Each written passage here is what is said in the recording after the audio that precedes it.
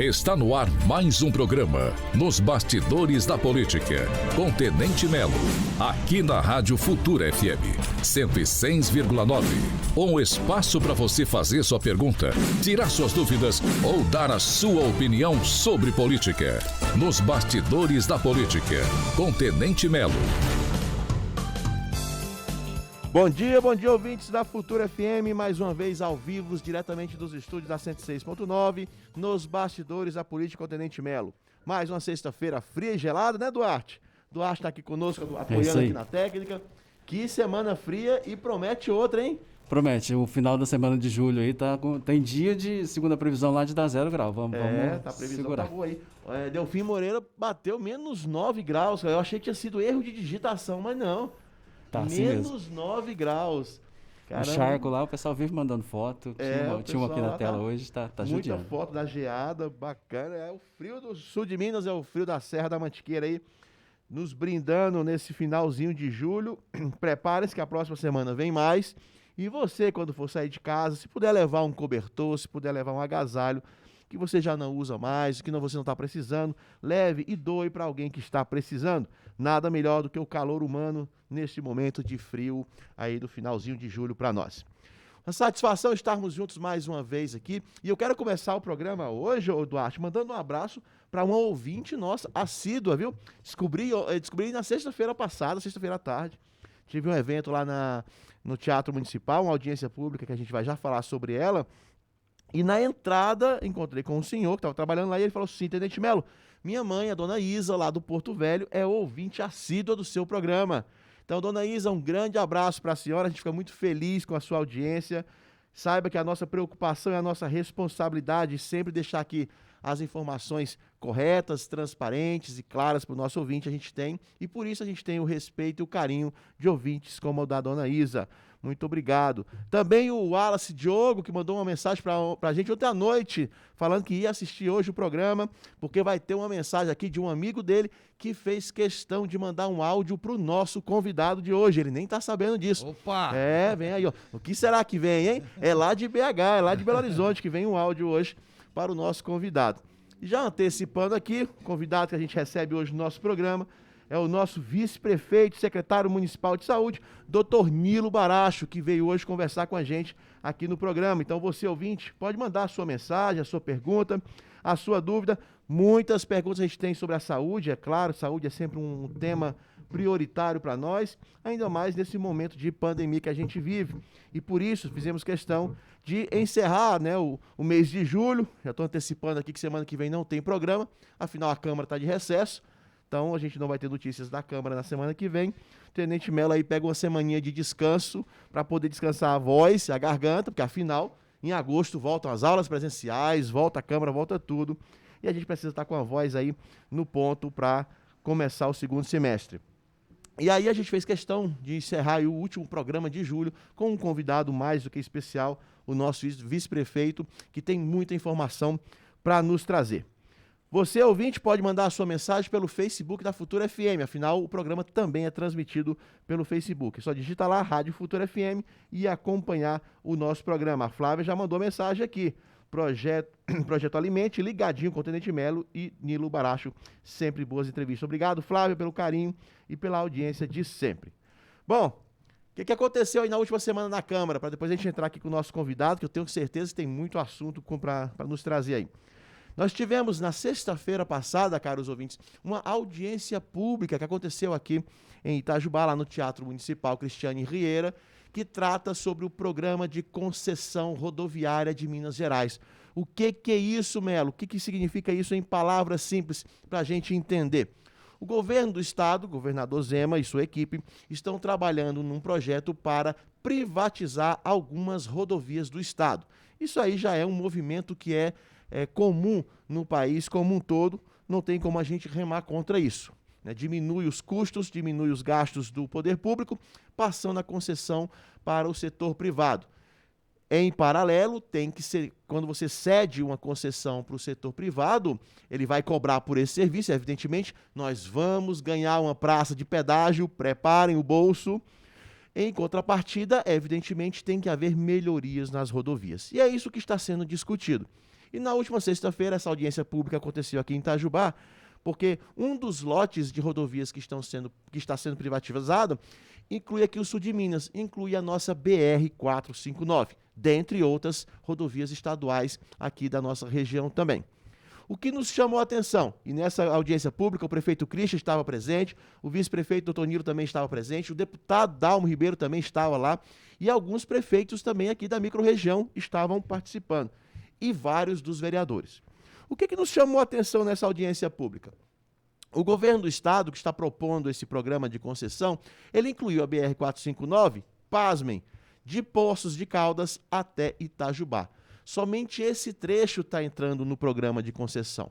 O que isso significa na prática, caro ouvinte, para você que nos escuta?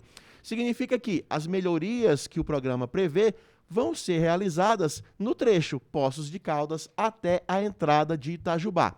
Chegou em Itajubá, para. Nenhuma melhoria, nenhuma modificação na malha viária. Mas a praça de pedágios vai ser colocada lá em Santa Rita do Sapucaí. Ou seja, para ir para Pouso Alegre e voltar, a gente vai ter que pagar pedágio a partir de então. O que nos chamou a atenção de maneira muito negativa nessa proposta? Deixaram Itajubá de lado.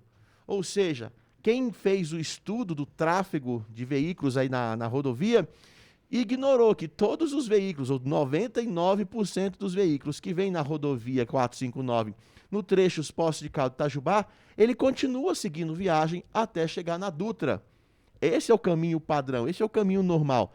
Por que não incluir, então, o restante do trecho também nesse programa? Para receber melhorias, para receber terceira faixa, para colocar até duplicação em alguns pontos, duplicar pontes que há necessidade, fazer o nosso anel rodoviário, anel viário, que é extremamente necessário para tirar o fluxo de caminhões pesados, principalmente de dentro da cidade. Isso tudo tem que ser colocado, né, incluído no programa. E exatamente nesse ponto, vários empresários da cidade, várias entidades e classes da cidade, políticos também, estão todos envolvidos, incumbidos com a missão de convencer, sensibilizar o governo do estado para incluir o trecho da BR-459 de Itajubá até Lorena nesse programa de concessão. Senão, não faz sentido nenhum você privatizar um trecho, colocar a praça de pedágio e Itajubá ficará só com isso, com a praça de pedágio para pagar.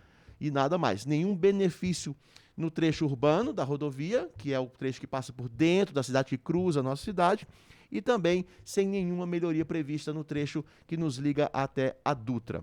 Além da BR-459, é fundamental que seja incluído no programa de concessão a MG-350, que é a rodovia que sai da 459 e passa por Delfim Moreira, até reencontrar a BR lá na fronteira com São Paulo.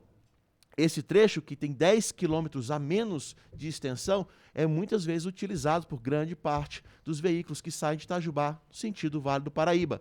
Então é preciso também incluir a MG-350 nesse programa. Essa demanda a gente já encaminhou. Quero deixar claro aqui para os ouvintes que todos os vereadores assinaram um pedido, uma indicação para o governo do estado, reivindicando estas inclusões.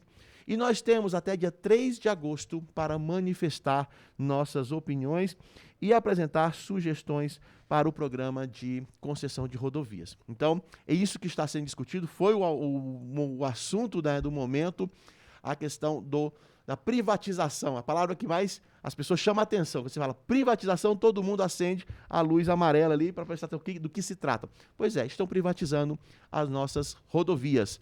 Já que vão privatizar, então que faça com as melhorias que nós precisamos que seja feita. Afinal, Itajubá não pode ficar de lado mais uma vez. Esse aí foi o assunto que tomou conta da semana. Na Câmara também tivemos aí a votação e reprovação de uma proposta de reajuste salarial dos servidores da Câmara. E aqui eu quero deixar claro para os nossos ouvintes, essa proposta foi colocada em discussão e votação e nós fizemos questão de deixar claro o nosso ponto de vista. O reajuste salarial da inflação é um direito? É um direito, está na lei? Está na lei. Mas não é porque está na lei que a gente tem que fazer.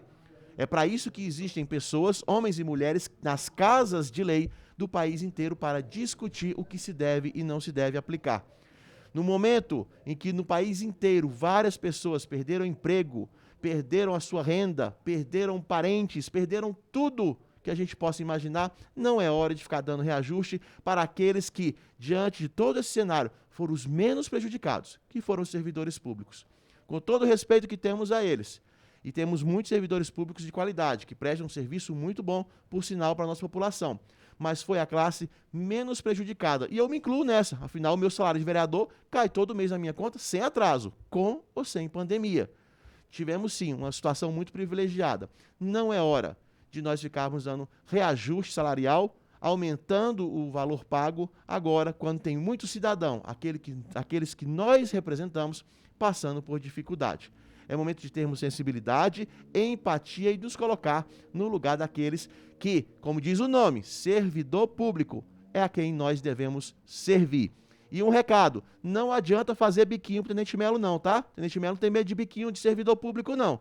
Eu tô lá para servir ao povo. Se não está satisfeito, pede exoneração e vai para o mercado privado.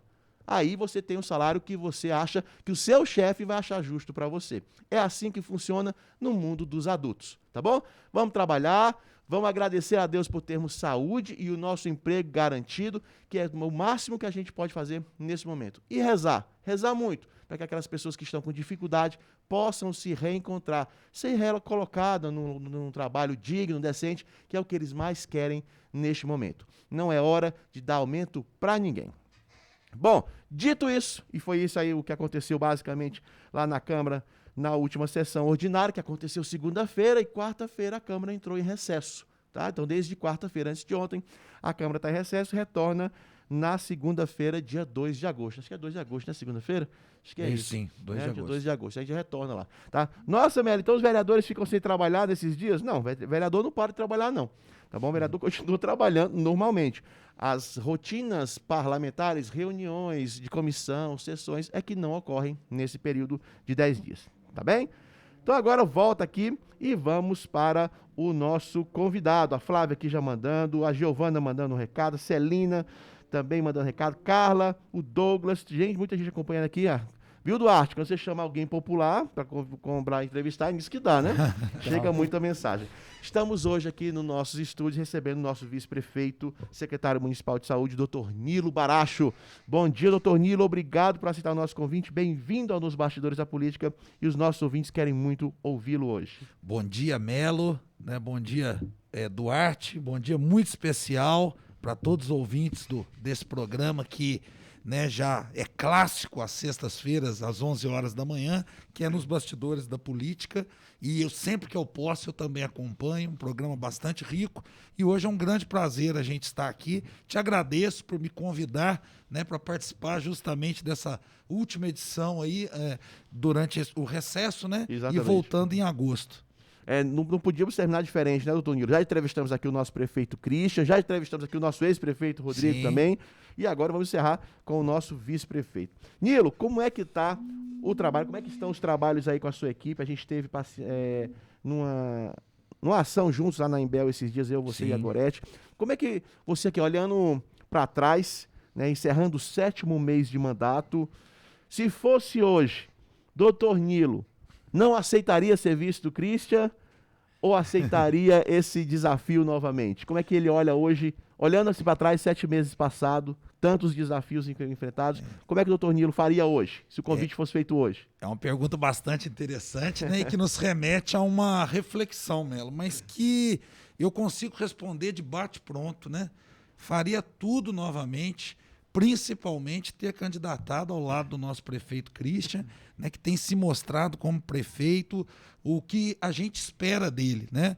Uma pessoa que está pronta para governar Itajubá, a pessoa do diálogo, uma pessoa de equipe, de grupo, e tem sido para o vice-prefeito aqui um grande amigo, um grande companheiro de todas as horas, nos dando liberdade de trabalhar, ouvindo, e tem sido muito bom.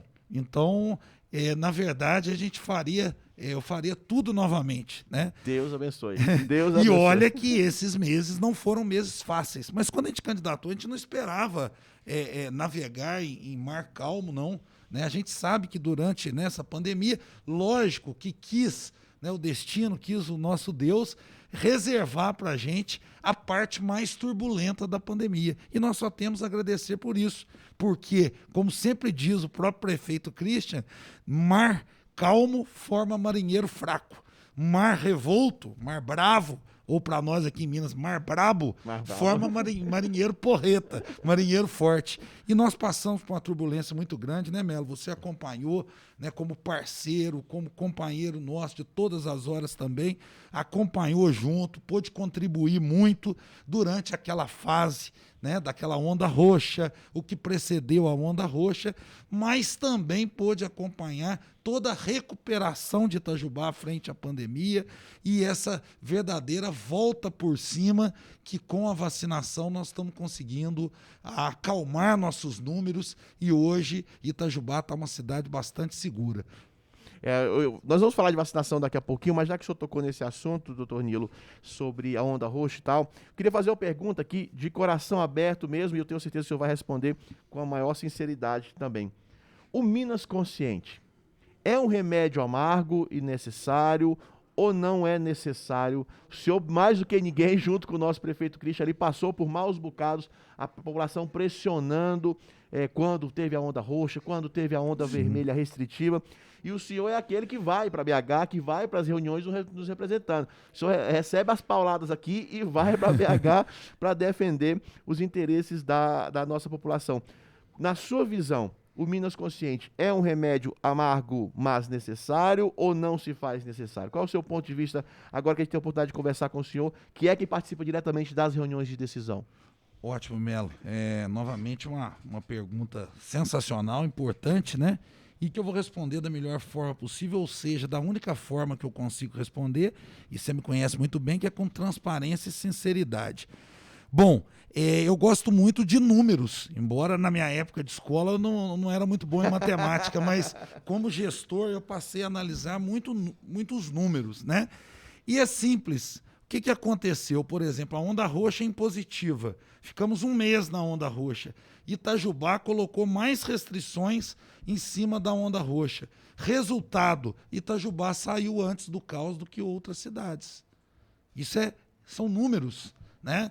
Depois, cumprimos a onda vermelha, aquela onda restritiva, que aí sim tinha vários pontos que nós não concordávamos, e você também era um deles, né? Você também tem bastante influência em Belo Horizonte, tem bons companheiros lá, junto conosco, a gente, e junto com outros prefeitos, que isso pegou todo o nosso sul de Minas, também mostramos com clareza que não fazia sentido restringir até 19 horas os bares e restaurantes, que não fazia sentido algum manter academias fechadas naquele momento, né? Assim como salões de beleza, barbearias e tudo mais. E conseguimos vencer aquela batalha.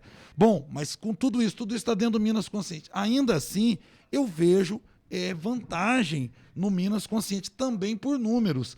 Cidades que não cumpriram, não entraram ou entraram e saíram do Minas Consciente estão tendo uma série de problemas ainda. Então essa tranquilidade que Itajubá hoje vive, outras cidades ainda estão passando um aperto. E olha que a onda de diminuição da Covid-19, da contaminação, é uma onda hoje em toda Minas Gerais, certo? E mesmo assim tem algumas cidades que insistiram em não cumprir regras sanitárias, não entraram no Minas Consciente, mas também não editaram decretos que em determinado momento faziam sentido certas restrições. Nós sempre fomos contrários a restrições pesadas, nós, a prefeitura, de impedir uma determinada classe de trabalhar. Isso sempre nós fomos contrários. Porém, quando isso veio de cima pelo Minas Consciente, a gente tinha que cumprir. Que ao contrário, muito do que se fala, o Minas Consciente, uma vez nele, é um contrato que se assina. Ou você sai, uma vez dentro, você é obrigado a cumprir tudo que é impositivo, certo? Dentro, para quem está no Minas Consciente. E quem não está, aí eu concordo com quem falava que a gente deveria não cumprir aquela onda vermelha restritiva. Nós fomos para o nosso jurídico, outros jurídicos importantes de Minas Gerais e do Brasil, e a resposta foi uníssona. Não, se vocês estão no Minas Consciente, não vão sair, vocês têm que cumprir. Então estava errado, mais uma vez, quem falou isso. Então a gente precisava. Isso aí foi o famoso jogar para a torcida. E não se brinca com a população num momento tão difícil igual aquele que a gente passou. Então, respondendo objetivamente, feitas essas considerações todas, eu vejo que o Minas Consciente foi um caminho importante sim, e é um caminho importante sim para Itajubá. E aí, juntos, vamos dar uma notícia que é lógico, a gente estuda isso, né, Melo? Juntos, né? A gente tem os contatos em Belo Horizonte e a gente sabe que hoje nós temos números na nossa micro de onda verde. Então, provavelmente, a semana que vem, cumprido esse prazo na onda amarela, que muitas pessoas não sabem, né? Não é só ter os bons números, você tem que cumprir um estágio em determinada onda. Então, provavelmente, a semana que vem, mantendo esses números, e a tendência é manter, é melhorar, tá? O UTI está caindo, já estamos abaixo de 50%, 47%, vamos caindo cada vez mais. A contaminação também, que são índices importantes. Então, a semana que vem, provavelmente, a nossa micro estará na onda verde. Assim esperamos. Esse anúncio é sempre feito oficialmente toda quinta-feira, não é isso? Toda quinta-feira. Então, ontem foi confirmado, nós estamos na onda amarela mais uma vez. E como disse o doutor Nilo, não basta atingir os números, tem que atingir e permanecer por um certo tempo. Então a previsão, se tudo continuar como está, é irmos para a onda verde anunciando na próxima quinta-feira. Então vamos fazer nossa parte, cada um fazendo a sua parte, mantendo os cuidados, mantendo as preocupações de evitar aglomeração, de usar máscara, álcool em gel, todos os cuidados de sempre, para que os números continuem melhorando e a gente possa ter essa boa notícia na semana que vem. O senhor falou aí da questão da UTI. Como que estão nesse momento, como é que depois do pior momento, né, da pior hora, Hospital e Santa Casa, nossas duas principais instituições de saúde. Evidentemente que temos outras aqui, a Unimed, o CEAM, que atendem também. Mas vamos focar nas duas principais e que eu sei que a Prefeitura tem contato direto. Como que o senhor tem visto e conversado com os representantes profissionais de saúde do Hospital de Clínicas e da Santa Casa? Como que está o clima lá? Bom, Melo, é o seguinte, primeiro nós temos todas essas instituições que você falou, são parceiras de todas, mas as duas últimas, o CEAM e a Unimed, elas são da saúde suplementar, né, e planos de saúde e particular. E as duas que atendem SUS e que estão, né, no plano macro-regional da Covid-19, é o Hospital de Clínicas e a Santa Casa, cada uma com seus leitos de UTI, de suporte ventilatório, dentro da sua capacidade instalada.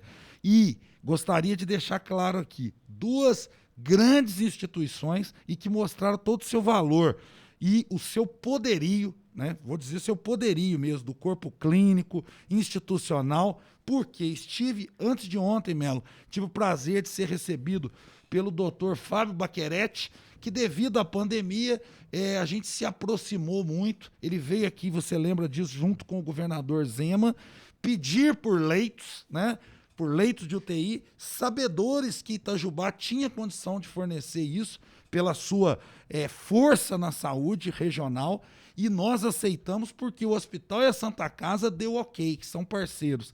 E esses leitos que nós abrimos, 18 leitos de UTI, 8 na Santa Casa e 10 no hospital, e mais 20 leitos de suporte ventilatório no hospital, fizeram toda a diferença nessa última parte aqui, digamos, da segunda ou até da terceira onda. Tem pessoas que falam que não teve a terceira onda, ela foi um pouquinho menor, outros falam que teve, foi menor. Mas a verdade é que essa última fase difícil que nós passamos, Itajubá não passou essa fase, né?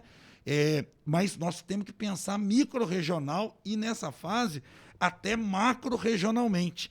Então a nossa macro-região precisava de leitos. E com esses leitos que nós demos, nós chegamos a ter 110% dos leitos de UTI ocupados. É aquilo que a gente sempre fala.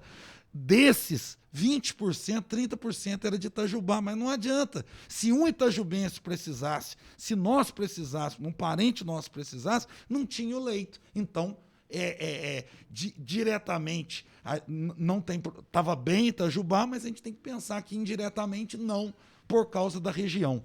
E aí ele me agradeceu, eu fiquei muito feliz com a atitude do secretário, me recebeu no seu gabinete, lá no edifício Minas, né? Na cidade administrativa, lindíssimo local, e agradeceu Itajubá e pediu para a gente mandar um abraço para o hospital e para a Santa Casa, e que ele vem pessoalmente agradecer, que foi primordial a gente receber mais pacientes da região para ajudar a controlar a pandemia na macro-região, em todo o sul de Minas. Porque na hora que pegou mesmo nessas regiões, Melo, nós recebemos de todas as micro-regiões da macro-região sul. Ou seja, Passos é uma potência, mas na hora que pegou, tinha gente de Passos aqui. Pouso Alegre, Poços de Caldas, quando eu falo, não é necessariamente da cidade, embora tinha, mas da região de Passos, de Pouso Alegre, de Varginha, de Poços de Caldas, de toda a região do sul de Minas. Itajubá acolheu a todos. E, na verdade, isso não foi, a recíproca não foi verdadeira, porque quando nós tivemos aquele momento difícil, em março e abril, nós tivemos que dilatar nossos leitos para 140% de ocupação, porque as outras cidades não foram tão receptivas conosco como a gente foi durante toda a pandemia, com toda a macro-região. Então o reconhecimento veio. O Dr. Fábio Baquerete ficou sensibilizado com essa visão que Itajubá tem macro-regional. Essa foi uma questão, né, doutor Dilo, que alguns comerciantes locais sentiram muito, porque viam os nossos números até bons, mas a ocupação continuava alta porque nós recebíamos pacientes de outras cidades, de outras regiões. E nem sempre essas cidades que estavam mandando pacientes para cá estavam cumprindo as regras, né, conforme a gente estava cumprindo aqui. Né? Me fez lembrar muito tempo de exército, doutor Nilo. No tempo do exército que era assim que funcionava. Se alguém fizesse coisa errada, o pelotão inteiro pagava. O pelotão inteiro tinha que correr, o pelotão inteiro tinha que pular na água gelada, porque um fez coisa errada. E Itajubá estava mais ou menos nessa situação. Itajubá era o aluno bom, era aquele que fazia a tarefa de casa, mas na hora de pagar, pagava pela turma toda. Né? E isso aí muita gente sentiu. Mas essa é a desvantagem de termos instituições regionais de saúde. Exatamente. Mas na hora que a gente precisa, ter um aqui na cidade, na nossa porta, faz toda a diferença. Faz toda a diferença. Né? Um dado que talvez amenize tudo isso, nós não perdemos nenhuma pessoa para a Covid-19 aqui em Itajubá por falta de assistência. Isso é muito importante, a falta de assistência. E que foi realidade em vários municípios. Que foi realidade nos nossos vizinhos aqui maiores. Todos eles perderam pacientes da sua cidade ou da região porque chegou no hospital e deu de cara com a porta fechada por superlotação. Aqui a gente acolheu a todos, tanto no hospital e na Santa Casa. Eu acho que era importante a gente falar isso, Melo, e talvez a solução seria, concordo com tudo que você falou, mas a solução seria o quê? Minas Gerais ter assumido desde o início esse plano do Minas Consciente, que é muito interessante. Se ele não é perfeito, ele ajuda bastante. Na sua segunda versão, ele melhorou. Na terceira, ele transformou a onda vermelha no que a gente sempre pensou. Tudo pode ficar aberto, desde que tenha regras rígidas. A ideia nossa é essa. Tudo aberto, não queríamos nada fechado em momento algum. Porém, com regras rígidas. O que acontece?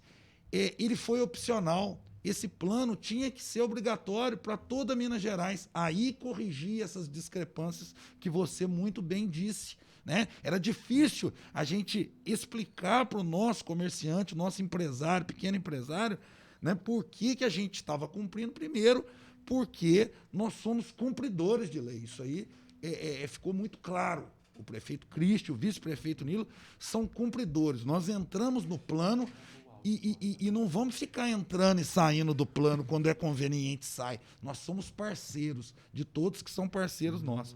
Mas o ideal, sim, era que fosse impositivo para toda Minas Gerais, porque aí a gente corrigia. Né? Não ia ter município aqui do lado com tudo aberto e depois mandando paciente para nós. Mas o importante é que a gente superou essa fase. A vacinação teve uma grande parcela nisso, a nossa gestão em cima da vacinação, mas muita coisa que a gente fez e vem fazendo e vamos continuar fazendo. Então é importante deixar claro, o poder público, Melo, atua e atuará o tempo todo, mas só o poder público não resolve o problema, né? Porque essa pandemia, ela é coletiva, não tenha dúvida, mas ela requer muitas atitudes individuais. Então, todos nós precisamos continuar tomando aqueles cuidados que sempre a gente falou e você deixou muito claro. O distanciamento, a lavagem contínua das mãos, né? A gente tem que ficar alerta, evitar locais com aglomeração, né? E usar a máscara. A máscara se mostrou eficiente. E outra, o bom resultado de Itajubá se deve muito ao uso da máscara, viu, Melo? Porque de fevereiro para cá, quando a gente colocou os nossos diretores e os nossos secretários na rua, né, para nos ajudar, viraram os famosos amarelinhos. Sim.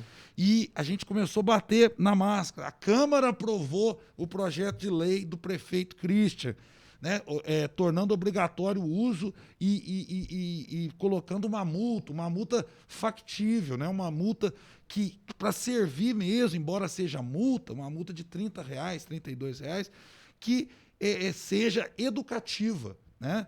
E isso melhorou muito. Mais as campanhas, naquele momento, Melo, a gente tinha de 25% a 30% de adesão à máscara.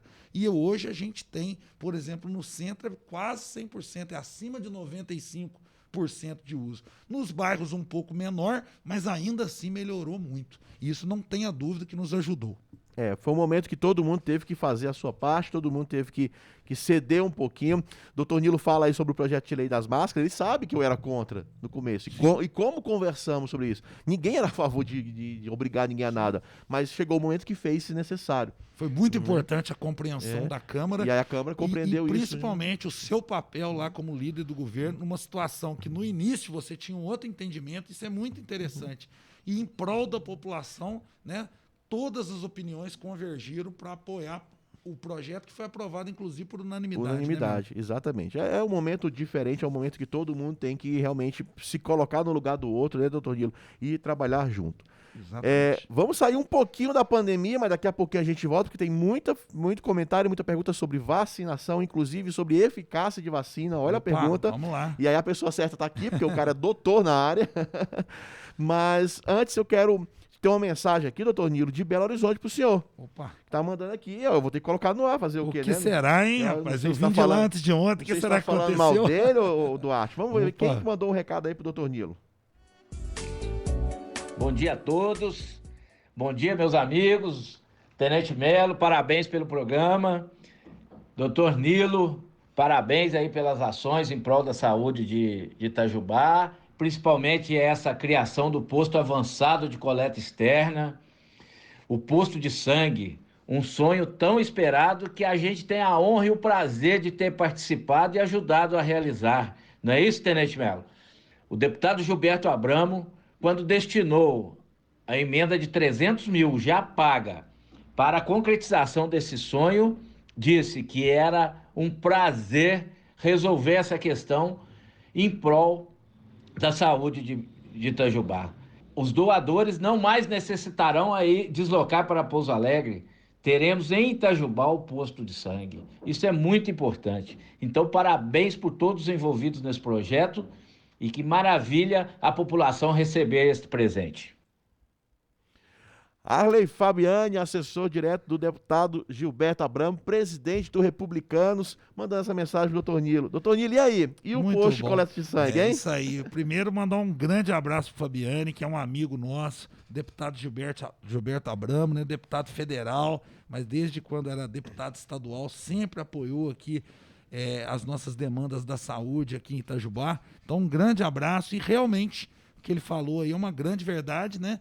Acho que como gestor da saúde, confirmo, né, a emenda que foi indicada pelo Tenente Melo e foi colocada pelo Gilberto Abramo, já encontra nas contas da prefeitura, lá no nosso fundo, né, municipal. E uma notícia boa, Melo, é que nós já iniciamos o processo licitatório para a compra dos equipamentos, de todos os ajustes que precisam ser feitos para que a gente consiga, até o final do ano, iniciar nossas atividades do tão sonhado posto avançado de coleta externa, que nada mais é do que um postinho de coleta de sangue ligado ao Hemominas, que é uma grande instituição de Minas Gerais, e que o Tenente Melo está tendo um papel importantíssimo na concretização desse sonho do itajubense. A gente sempre fala, né? Acho que nós já fizemos pesquisa, Melo, há um tempo atrás,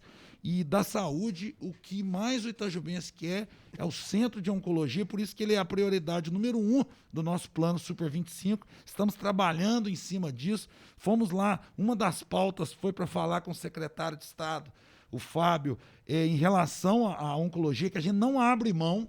O que a gente foi falar lá, que tem dificuldade, já tem 5 centros no sul de Minas, mas o que eu fui levar é um abraço do prefeito Cristi, meu, e de todo Itajubá, mas que nós não abrimos mão de ter esse centro pelo SUS aqui. Foi uma fala firme nossa, que nós estamos falando em nome da população. E em segundo, eu não tenho dúvidas que o anseio da nossa população é o posto de coleta de sangue, esse que nós já estamos muito próximo de concretizar. E graças a você e ao Gilberto Abramo, deputado federal.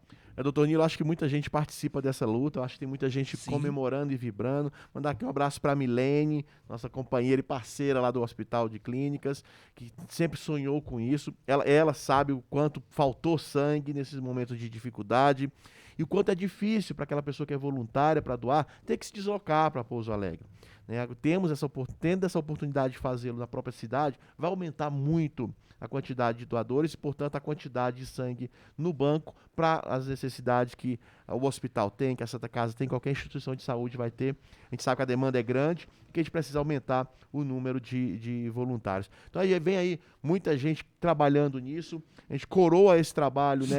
Essa notícia, essa informação com o senhor à frente da secretaria, o Christian à frente da prefeitura, o deputado Gilberto Abramo contribuindo com essa emenda aí que vai cobrir o que faltava.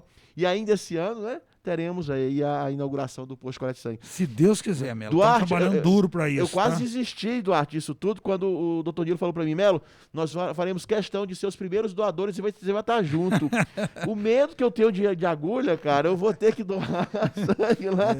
Mas vamos doar. O Christian, eu e você, exemplo. teremos que ser os 3 primeiros lá, tá reservada a cadeira. E eu gostaria também, é lógico, tem como você falou muito bem, tem muita gente envolvida, né? O enfoque aqui foi em cima da mensagem do Fabiane, mas eu também não posso deixar de mencionar o nome do doutor Paulo, né, deputado estadual, sem dúvida, que ajudou e tem ajudado muito na parte burocrática junto ao governo de Minas. Ele que é da Comissão de Saúde da Assembleia Legislativa, é da nossa região, é de Pouso Alegre, e nos tem ajudado muito lá nesse trâmite com o Hemominas e conseguiu essa aprovação final que a gente já vinha lutando há anos. Maravilha. Então o posto de coleta de sangue é uma realidade já próxima de acontecer na nossa cidade. Ainda esse ano, se Deus quiser, nós estaremos lá podendo fazer a doação na nossa cidade, sem ter que pegar a estrada para isso. Nós vamos agora para um rápido intervalo, ouvindo os comentários de João Vitor Amaral, que está sempre conosco aqui no programa. E na volta eu vou falar com o doutor Nilo sobre vacinação. Será que tem uma vacina melhor que a outra? Será que eu posso escolher, então, a vacina que eu vou tomar? É um assunto polêmico, mas o doutor Nilo, dentro da sua formação, ele vai nos explicar isso aí daqui a pouquinho, depois do intervalo. Agora você fica com os comentários de João Vitor Amaral. Olá a todos os ouvintes da Rádio Futura FM, aqui quem fala é o João Vitor Amaral, em mais um comentário semanal aqui nos Bastidores da Política. E hoje eu gostaria de falar um pouco com vocês a respeito de um caso que tem acontecido em Cuba com os nossos irmãos latino-americanos. Nos últimos dias, diversos cubanos saíram às ruas manifestando contra o sistema político, contra o governo de Cuba. Cuba passa já há vários anos por uma crise social e econômica tremenda. Hoje, por exemplo, a população cubana mal conta com mantimentos básicos para sua subsistência. Falta medicamentos, falta alimentação e falta também liberdade. A causa disso tudo é um sistema político socialista, um sistema político que muitos defendem aqui no Brasil. Bom, para entendermos isso é necessário que recapitulemos algumas coisas da história. Em 1959, guerrilheiros de esquerda, guerrilheiros socialistas, como por exemplo Fidel Castro e Che Guevara, tomaram o sistema político de Cuba, prometendo um governo de esquerda que protegessem os mais pobres, os mais vulneráveis e batessem de frente contra a burguesia, contra a desigualdade social, etc, etc. Porém, na verdade, o que esse sistema político e esses guerrilheiros trouxeram foi apenas desgraça. Após a instalação desse regime, sumiu completamente a chance de oposição política, a chance de democracia, a chance de liberdade de expressão e tudo mais. Os cubanos passaram a ser totalmente controlados e reféns de um sistema político autoritário. E o mais engraçado e também o que nos indigna é que muitas pessoas aqui no Brasil passaram diversos anos e até hoje defendem esse tipo de regime político. Muitas pessoas colocavam Cuba como um país modelo, como um país a ser seguido de exemplo, né? Porém, infelizmente, nós vemos que o resultado não deve ser assim levado em consideração, que o resultado foi muito pior do que algumas dessas pessoas nos propagaram. E uma dessas pessoas, por exemplo, que sempre defendeu esse tipo de regime foi o ex-presidente do Brasil, Luiz Inácio Lula da Silva, e os seus colegas do PT. Eles, inclusive, foram amigos durante muito tempo de Fidel Castro, da família Castro, e estiveram ligados diretamente ao sistema político cubano. Isso só nos mostra o seguinte: nós não podemos, de forma alguma, esquecer que esse sistema político que assolou Cuba por mais de 60 anos e até hoje assola e oprime o povo cubano, ainda que esteja entrando em colapso, não pode de maneira alguma sequer ser cogitado por algum político brasileiro. Nós, os brasileiros, devemos sempre estar atentos e lutar contra qualquer tipo de argumento que defenda a aproximação ou defenda o projeto de regimes autoritários como o regime de esquerda cubano. Infelizmente, ainda assim, muitas pessoas defendem esse tipo de sistema. Porém, ao meu ver, só existem duas opções para categorizar essas pessoas. Ou elas são ingênuas ou elas são psicopatas. E nós não podemos, de forma alguma, tolerar esse tipo de psicopatia em nosso debate político. Quem defende sistemas políticos como o de Cuba não merece sequer ter palanque e ser ouvido por nós, brasileiros. Nós devemos sempre defender e lutar pela liberdade e por todos os direitos que não existem e que foram oprimidos, como, por exemplo, em Cuba. Eu vou ficando por aqui. Um grande abraço a todos, fiquem com Deus e até mais. Obrigado, João Vitor Amaral, pelo seu comentário, falando aí de Cuba, hein? É um assunto atual, não distante de nós. Afinal, quem não lembra aí da Venezuela, né, as pessoas fugindo da Venezuela para entrar no Brasil via Roraima? Quem não lembra agora, né, quem não lembra, agora essa semana, argentinos vindo para o Brasil, fugindo da situação do seu país? Então, é sim motivo para ficarmos aí de antena ligada, porque essa situação é muito preocupante e não é tão distante de nós quanto parece. Obrigado, João Vitor, pelos comentários. Vou mandar um abraço aqui para o Douglas falando aqui que parabéns pelo sistema de vacinação adotado, doutor Nilo. Penso que a forma de cadastro de agendamento digital ajudou muito a população e, principalmente, deu clareza a todos. Vacinei na semana passada e fui muito bem atendido.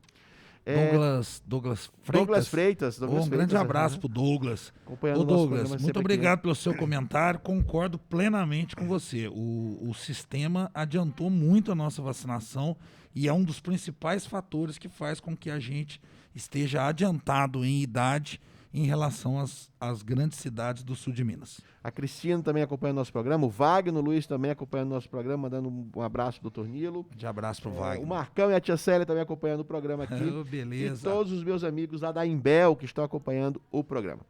Doutor Nilo, vacinação. Opa! Estamos aí chegando perto dos 50 mil vacinados em Itajubá. Como é que o senhor está acompanhando isso? Como que o senhor vê esse número? Tá bom, tá ruim, comparando com as cidades próximas, como é que a gente anda? Qual que é o seu ponto de vista em relação à nossa vacinação em Itajubá? Bom, Melo, é o seguinte, Itajubá, né, como tem sido notícia, né, no EPTV, em vários locais, nós estamos bem adiantados na vacinação, mostrando o que a gente já sabia, né? Que a nossa equipe, assim como o Brasil é muito bom, tanto na produção de vacina, né, em geral, como também a aplicação dessa vacina. O Programa Nacional de Imunização é um dos melhores do mundo, se não for o melhor. E Itajubá é a cidade do sul de Minas que é considerada, a gente serve de base, a nossa enfermeira Rose Marchetti dá cursos na superintendência para toda a região do sul de Minas. Então, nossa equipe é altamente treinada. Hoje, nós temos o maior número de vacinadores treinados com a vacina Pfizer, com todas, mas eu estou falando da Pfizer, que é uma vacina que requer um pouco mais de cuidado, ela tem um checklist um pouco mais avançado que as outras, condições de temperatura, mesmo que foi liberado para a Anvisa, né, 31 dias em geladeira, ainda tem um cuidado. Por exemplo, vocês não vão ver a gente aplicando Pfizer no drive-thru, porque não pode, né, é proibido lá. Então, assim, nós temos tudo para sermos ágeis na vacinação. A vacina chegando, e isso aconteceu por volta de 2 meses para cá, né, a vacina está chegando, o ministro da Saúde tem se esforçado bastante, botou como prioridade 0 e tem dado resultado. Então, com isso, a gente está avançando muito. Então, eu atribuo a equipe ao nosso sistema Itajubá Digital. Se ainda tem um ou outro problema, eu também trabalho com números. Então, a gente tem aí 20, 30, 50, 100 reclamações, mas eu tenho mais de 30 mil vacinados depois que eu coloquei o sistema, em 2, 3 meses. E depois nós ficamos 4, 5 meses para vacinar 15 mil pessoas, entendeu? Então, mostra que o sistema realmente está em evolução, mas ele funciona. Então, com tudo isso, nós abrimos hoje a vacinação de 34 anos ou mais, né? Um grande sucesso. Estamos com 4 pontos de vacinação. Particularmente, eu já visitei o mais novo ponto de vacinação nosso, que é lá na Granja, né? Mandar um abraço para todos da Granja. Estive lá. A irmã Florinda já mandou um abraço para você, Melo. Mandar um abraço para a irmã Florinda e para todos lá que trabalham naquela instituição maravilhosa, ali na Vila Podes. E por que a gente precisou usar lá? Porque a gente estava usando a escola São Judas Tadeu, né? Lá no Jardim Bernadette, e com a volta às aulas agora em agosto, a Secretaria de Educação, que nos cedeu, né, gentilmente lá por esse tempo todo, precisou da escola para fazer os ajustes, fazer pequenas reformas, para deixar lá tudo prontinho para as nossas crianças agora em agosto. Mas a Granja nos recebeu muito bem, um lugar maravilhoso, né? Tem entrada e saída independentes, está super organizado. Então a gente foi lá. Mas também temos no Tigrão, temos no drive-thru lá no Parque da Cidade e também no polo esportivo ali do bairro Varginha, exatamente próximo ao João 23. Então, Melo, é o seguinte, nós estamos hoje com 51% da população vacinada em primeira dose, certo? E nós estamos chegando a 50 mil doses de primeira dose ou dose única, né, da minha Janssen. Nós aplicamos 2.500 doses da Janssen, aproximadamente. Então, hoje a gente passa de 50 mil. Por quê? Nós estamos com 49.700 pessoas que receberam primeira dose ou a dose única, certo? Hoje nós disponibilizamos 2.500 doses de vacina. A gente deve fazer tudo isso ou muito próximo. Então, se a gente colocar 2.500, a gente vai para quase 52 mil doses de vacina aplicadas. Hoje a gente bate a casa dos 50 mil, ultrapassa a casa dos 50 mil, que é um número muito importante para nós. Estamos já passando da metade da população de Itajubá vacinado com primeira dose. E é interessante ouvir, doutor Nilo, no novo boletim atualizado da Prefeitura, que está destacado lá a quantidade de pessoas que recebeu a Janssen, a vacina da Janssen. Por quê? Porque essa é dose única. Sim. Então essa aí tomou, já está... Né, já entra como imunizada. Já entra como imunizado. Outro número interessante, também estamos indo a passos largos para 20 mil pessoas que já tomaram a primeira e a segunda dose, mas também as que tomaram Janssen. Já vai para 20 mil pessoas em pouco tempo. Já estamos com 18 mil e pouco. Segunda-feira tem segunda dose, né? Opa, olha aí, já o público aviso, então. específico, né? Ainda na casa dos 60 anos, tá? É só procurar, entrar no site da prefeitura e nas mídias sociais da prefeitura, Facebook e Instagram, tem tudo direitinho lá, das 8 às 16 horas, no Tigrão e no drive-thru no Parque da Cidade. Ontem tava uma fila bem grande lá no Tigrão. O que aconteceu lá ontem? Eu passei lá por coincidência e vi uma fila bem grande lá. Exatamente. Ontem nós abrimos vacinação, porque essa semana a gente recebeu pauta, a gente chama de pauta, que chega a vacina, Melo, por exemplo, chega 2.500 vacinas. Não é pra gente aplicar em quem a gente quiser, né? Aí vem lá, tanto para o sistema prisional, tanto para o pessoal da parte do lixo, né? Lactantes, vem tudo separadinho. E também a gente tinha uma pauta que chegou bastante vacina, graças a Deus, para o pessoal da indústria. A gente já tem feito em toda a vacinação um percentual, mas chegou uma quantidade grande, a gente colocou ali quase 1.000 vacinas só para vacinar o pessoal da indústria que já estava com o cadastro aprovado. Então a gente adiantou muito esse grupo da indústria, que é o último grupo que a gente precisa vencer para ficarmos só na idade. Porque os outros grupos a gente considera já vencidos, né? Comorbidade, nós vacinamos em mais de 5.000 pessoas. Então, olha lá no cadastro, às vezes aparece 3, 4. Isso vai aparecer sempre. Eu considero esse grupo vacinado. Sim. Vamos vacinar quem aparecer, mas a gente considera vacinado. Agora, o dos industriários, a gente está ainda precisando avançar. Mas não tem jeito da gente passar na frente do Ministério. Porque eles mandam as pautas. Então, ele manda 500 doses para industriários. Aí a gente vai vacinar o pessoal da indústria. 1.000 doses, como mandou. E a gente vai seguindo. Mas em breve a gente termina esse grupo e vamos seguir no grupo de idade. A ideia é até final de setembro vacinarmos todos de 18 anos ou mais com a primeira dose. Esse é o plano do governo federal. Setembro? Setembro. Estadual. E nós aqui em Itajubá. E faço um novo desafio. Manda a vacina que eu termino até agosto. Depende da vacina. Então, essa é até uma dúvida interessante, doutor Nilo, porque muita gente acha que é o doutor Nilo que escolhe quem vai ser vacinado. A vacina chegou, o doutor Nilo vai escolher quem que ele vai vacinar. Não é assim, não então. Não é de jeito nenhum, né? Já vem indicado tem aquele o plano, lote. no Plano Nacional, né? O nome é até pomposo. Plano Nacional de Operacionalização da Vacinação contra a Covid-19. Aí tem todo mundo que é prioritário. Tem a ordem e, à medida que o Ministério vai liberando a vacina para os estados e para os municípios, ele manda, né? Ó, tá indo 1.000 doses, tantas é para esse, tantas é para aquele, e às vezes ele até coloca o tipo de vacina para determinado público, como, por exemplo, as gestantes, né? E também para as puérperas, que são as mulheres que tiveram seus bebês até 45 dias, elas recebem o nome de puérperas. Elas estão no puerpério. Então, a vacina para elas, para as que não têm comorbidade, hoje o Ministério aprova só a Pfizer e a Coronavac. As outras, no momento, a gente não pode utilizar. E aí eu entro na pergunta do Ronaldo, nosso amigo aí da Imbel, vascaíno que nem nós. Ele mandou a pergunta seguinte, doutor Nilo. Existe diferença de efetividade entre as vacinas? Porque tem pessoas que ficam nas redes sociais fazendo campanhas. Tome tal vacina, não tome a outra. Existe isso mesmo? Até que ponto isso faz sentido para que a nossa população tenha conhecimento? Agora, não estou falando com o secretário de saúde, estou falando com o doutor Nilo, doutor em farmacologia, não é isso? O nome é esse? Sim.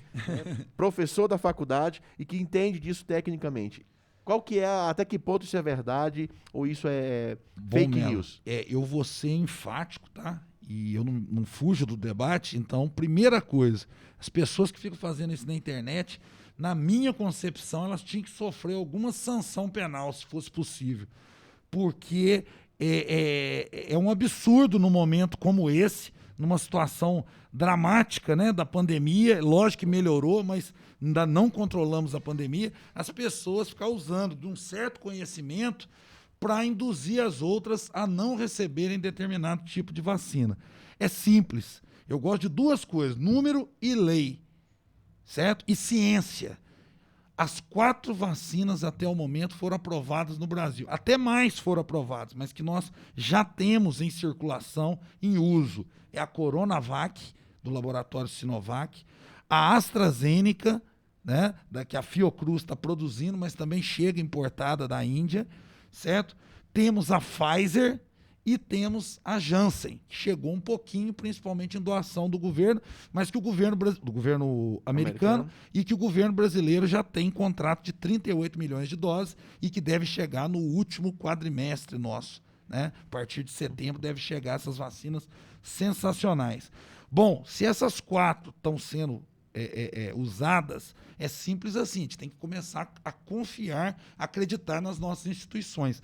Todas elas foram aprovadas pela Anvisa. Então, se elas foram aprovadas, todas têm eficácia e segurança. Agora, é óbvio, né, respondendo mais a pergunta do Ronaldo, elas têm variação. São vacinas que têm a forma de agir diferente. Uma é de RNA, outra é recombinante, outra é do vírus inteiro, né? Do vírus inativado, mas inteiro. Então, cada uma tem uma forma de agir no nosso organismo. Todas elas produzem anticorpos neutralizantes contra o coronavírus, o SARS-CoV-2, que é o vírus, certo? Agora, tem estudos recentes, estudos ainda que vão melhorar muito, mostrando que uma é 70%, outra é 80%, outra é 50%, outra é 90%.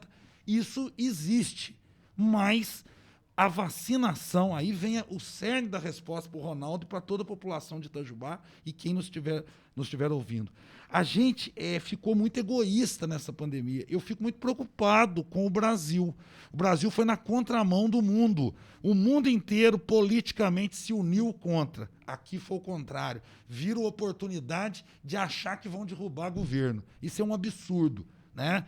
Ao invés de juntar, independente, a eleição é o ano que vem, né? Junta todas as forças, igual foi feito em todos os países, né? Adiantados democraticamente no mundo, foi feito isso. Outra coisa, o que acontece? Nós temos a vacina, ela é importante para você se vacinar.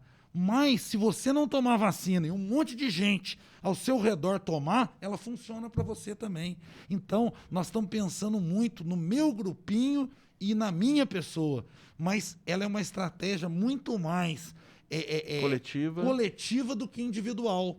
Não é isso? Não tem aquele número cabalístico, 70%, 75% vai dar imunidade de rebanho. Então, isso é que é importante, e a gente sabe que não precisa nem chegar nesse número.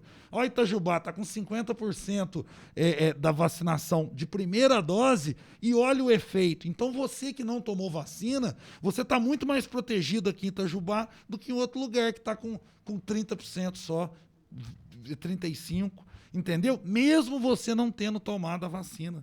Porque então, dificulta a circulação do vírus, dificulta a circulação do vírus. É como se o vírus tentasse invadir as pessoas e muitos delas vão estar imunizados, o vírus morre. O vírus só se cria, ele só reproduz, né? Só faz a replicação viral. Estou falando palavras simples para todo mundo entender, mas eu sei que é replicação viral. Senão até isso os doutores de internet vão querer falar que o secretário aqui não está com essa bola toda, né? A gente não importa com isso, né, Melo? O importante é chegar para a população, a ponta. Então, parem com isso. É uma estratégia coletiva e não individual. Agora, também ninguém pode queixar porque Itajubá a vacina está chegando rápida no seu braço. Agora, não escolha. Vamos direto. O pessoal malha muito, fala muito da Coronavac. Tem um estudo científico, tem uma cidade em São Paulo. Paulista? Nova Serrana. Serrana. Serrana. Eu falo Nova Serrana, mas acho que é Serrana, né? Que todo mundo lá foi vacinado com Coronavac. Vai lá ver o resultado.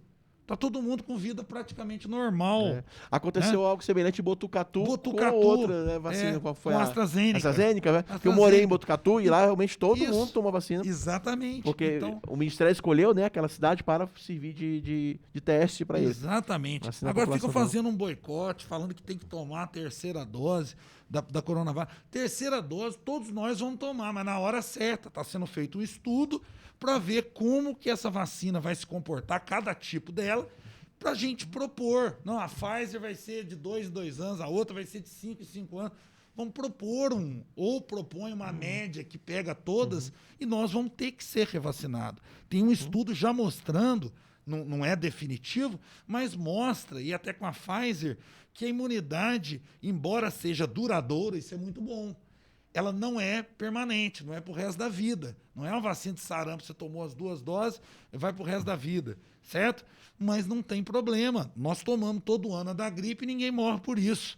Né? Se tivermos que tomar todos os anos, nós vamos tomar. Lógico que, como secretário de saúde, como pessoa que estuda na área, é terrível a gente ter um esquema vacinal todo ano, não tenha dúvida. A campanha da gripe, ela gasta muito do governo, ela desgasta muito as prefeituras, as secretarias de saúde, os profissionais, mas está aí. Né?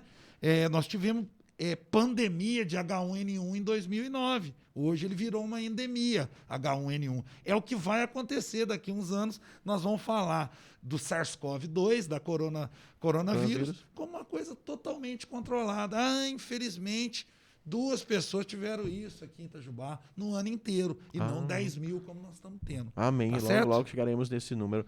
Doutor Nilo, uma dúvida técnica aqui, eu acho que está respondida a questão dos tipos de vacina, né? Os famosos sommeliers de vacina. Sommeliers de vacina, né? Um termo muito usado para quem estuda vinhos, né? Tipos de vinhos. Isso. Lembrando que aqui, Tenente Melo, a gente tem um decreto, né? Sim, da prefeitura, sim. que quem escolher vacina, e tá dando efeito, viu?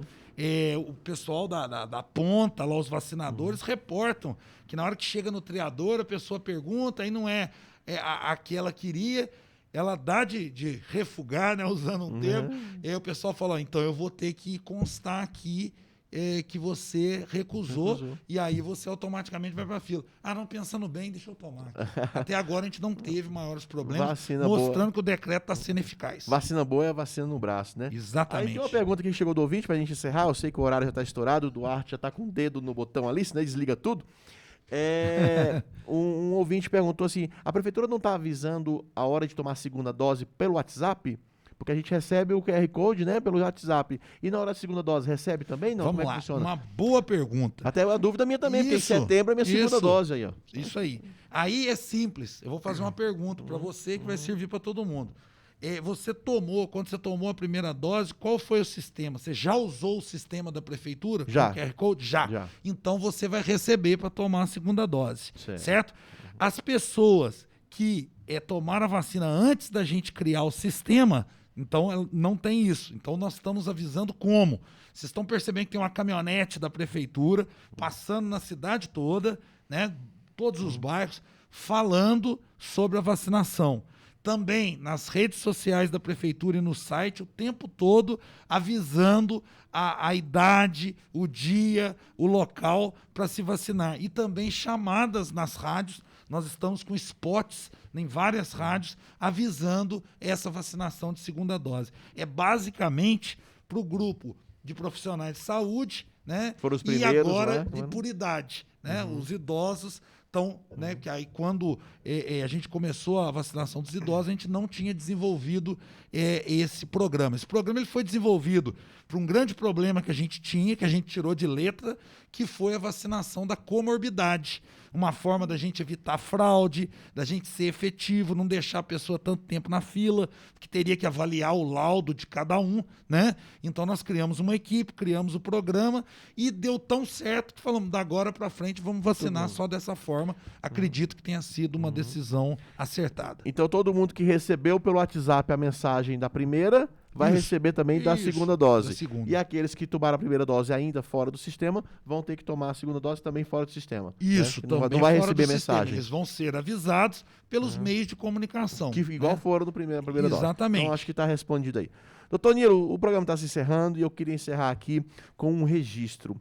Né? Na última quarta-feira nós recebemos lá na Câmara toda a sua equipe, né, os representantes da sua equipe, a Gorete estava lá como secretária adjunta e vários dos diretores dos diferentes setores da Secretaria de Saúde, para fazer o que a gente chama de prestação de contas. Eles mostram os resultados, os números, os indicadores, no que foi gasto cada real do dinheiro da nossa população na saúde. E lá, evidentemente, a gente viu o belo trabalho realizado por todos eles. Para a sua equipe, a gente registramos lá o nosso reconhecimento. A gente sabe o quanto eles trabalharam, principalmente ao longo aí desse 1 ano e meio, combatendo essa pandemia. E agora, os últimos 7 meses, com o senhor à frente lá, já estava antes também. Sim. Ficou mantida o esforço e a qualidade, a dedicação da equipe dos profissionais de saúde de Itajubá. Então, eu queria encerrar aqui o nosso programa de hoje, registrando isso, todo o nosso carinho, todo o nosso respeito pelos profissionais da saúde, que hoje o senhor lidera, que hoje o senhor está à frente da equipe toda, e que o quanto Itajubá deve e agradece a esses profissionais dedicados, que não pouparam esforços, no momento que ninguém sabia o que fazer, vocês tiveram que manter a calma, né? E aqui eu estendo aos profissionais também do hospital, da Santa Casa, tiveram que manter a calma, tiveram que manter a tranquilidade, buscando forças, Deus sabe de onde, para se manter de pé e firme, para atender, tentar salvar vidas, que muitos que chegavam ali em situação já extrema nos hospitais, e vocês na ponta de cá, tentando acolher as pessoas que estavam doentes. Então, todo esse nosso registro, que Deus abençoe muito o seu trabalho, abençoe muito o trabalho da sua equipe, porque fez a diferença e vai fazer a diferença sempre. A gente sabe que os profissionais de saúde são como anjos aqui na Terra cuidando de nós. Então, acho que nada mais justo do que encerrar esse programa de hoje com essa mensagem, e que o senhor tenha a possibilidade aqui de compartilhar isso com os nossos ouvintes. Muito obrigado, Tenente Melo. Muito bonita, né, a sua homenagem. Vou transmitir a cada um, né? Com certeza muitos estão nos acompanhando. E não esperava nada diferente, né, de você que sempre nos acompanhou, sempre nos apoiou, e principalmente está sempre junto conosco lá na saúde. Fico muito feliz, né? Lógico, já conversei com a equipe, né? A apresentação foi muito boa. Eu gostaria de estar lá, como a gente sempre esteve e está, e vamos sempre querer estar junto da Câmara, porém era junto com a minha agenda em Belo Horizonte, né, com o secretário, né, de saúde do estado. Eu não podia perder essa oportunidade, né? Então, mas quem tem uma boa equipe consegue, né, ser muito bem representado. Eu tenho certeza que eu fui muito bem representado pela minha equipe, pelos diretores, pela atenção primária, pela vigilância, pelo Wesley da administração, e todos que foram dar o suporte à nossa querida amiga guerreira, a Gorete, secretária adjunta. E foi apresentado o segundo e o terceiro quadrimestre, né? É importante, desde que a gente assumiu a secretaria lá em 2017, a gente fez questão que isso é uma prática obrigatória, mas que antes não era cumprida, e a gente fez questão. Infelizmente atrasou um pouco por causa da pandemia, né? E a gente então deixou para fazer o segundo e o terceiro quadrimestre, mas em breve a gente já vai fazer o primeiro quadrimestre de 2021 e voltar à normalidade. Fico muito feliz que o pessoal foi muito bem recebido, e toda informação que eles prestaram, né? Já alguns vereadores já vieram falar comigo que gostaram muito da clareza, da transparência, e é dessa forma que a gente pretende trabalhar. Um grande abraço, Tenente Melo, um grande abraço a todos os ouvintes do seu programa. Foi um grande prazer estar aqui, e sempre que possível a gente vai estar aqui, né? A hora que né, o chamado chegar, a gente vai estar de pé à ordem aqui para prestar os esclarecimentos que se fizerem necessários. É muito importante essa comunicação direta com a nossa população, né, doutor Nilo? Leve o nosso abraço para o prefeito Christian, para toda a equipe da prefeitura. Um grande prazer recebê-lo aqui. Pode ter certeza que, voltando o programa, a gente retorna o convite também. Maravilha. Porque saúde é sempre assunto de prioridade aqui nosso. Meus amigos, ficamos por aqui hoje. Lembrando que na sexta-feira que vem o Duarte me deu folga, então a gente não vai ter o programa semana que vem, pra gente descansar a garganta e voltar o agosto aí, ó, com toda a força. Aulas presenciais, finalmente vou reencontrar meus alunos presencialmente na sala de aula, cansado de vê-los pela tela do computador. E aí a gente retoma, então, na primeira semana de agosto, com o nosso programa aqui toda sexta-feira. Hoje, às 23 horas, esse programa é reprisado, então você pode assistir aqui pela Rádio Futura novamente o programa Nos Bastidores da Política, hoje às 23 horas. Obrigado a você que nos acompanha, que confia na nossa informação com responsabilidade e transparência. Um bom final de semana para você. Vai ser frio, se prepara, se cuida e se proteja. Deus abençoe a todos nós e até o próximo, se Deus quiser.